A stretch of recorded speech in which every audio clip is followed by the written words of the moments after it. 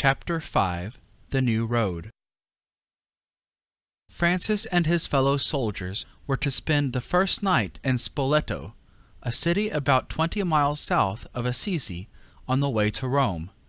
The road ran along at the foot of the mountain, sometimes through forests of oak and beech and walnut trees, sometimes between olive orchards and vineyards.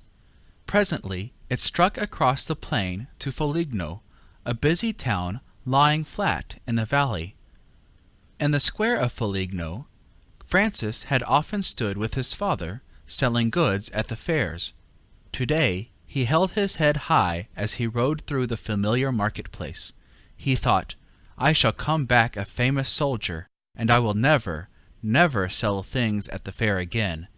He blushed with pride when someone in the street pointed him out to a companion, saying, "That young man who is dressed and mounted like a lord is the son of Messer Piero Bernardone, the merchant."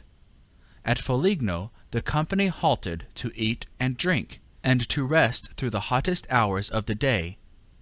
When they were in the saddle again, and had left the city gates behind them, Francis no longer rode superbly with his chin in the air. Instead, he went silently, with drooping head, and let his horse lag behind the others along the level stretch of road. He cannot himself have told what was the matter. Nothing had happened. The woods were as green and the sunshine as bright as in the morning. But he, who had been so proud and gay a few hours earlier, felt strangely weary and sick at heart. He lingered to let his horse drink from the clear little river Clytemnus, that comes dancing down from the mountain and glitters across the plain. But not even the song of the water made him merry.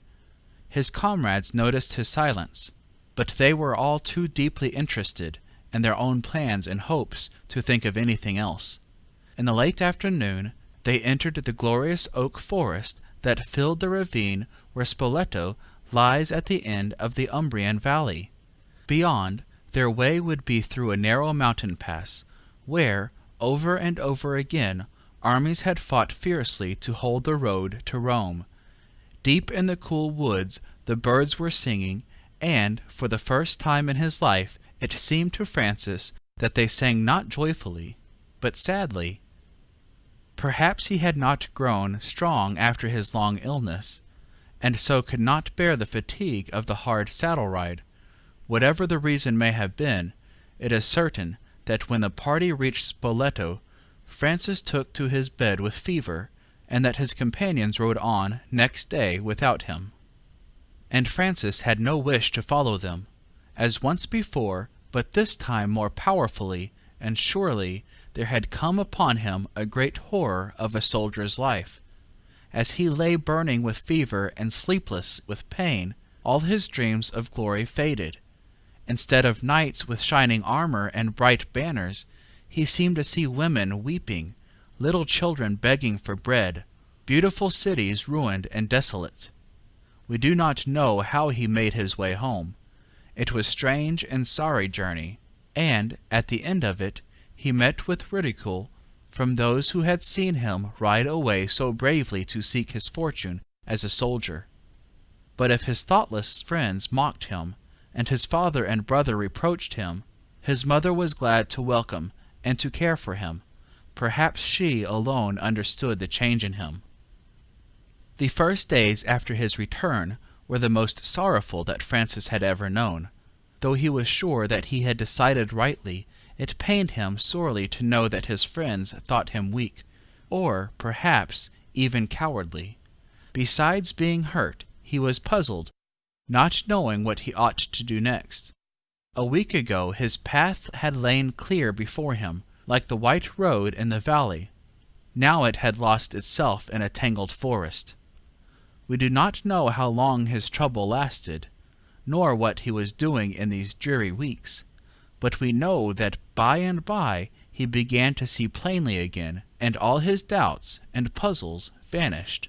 It was as if he had found his way through the forest and saw the path that he must take, a narrow path and rough, a lonely path, but straight to follow.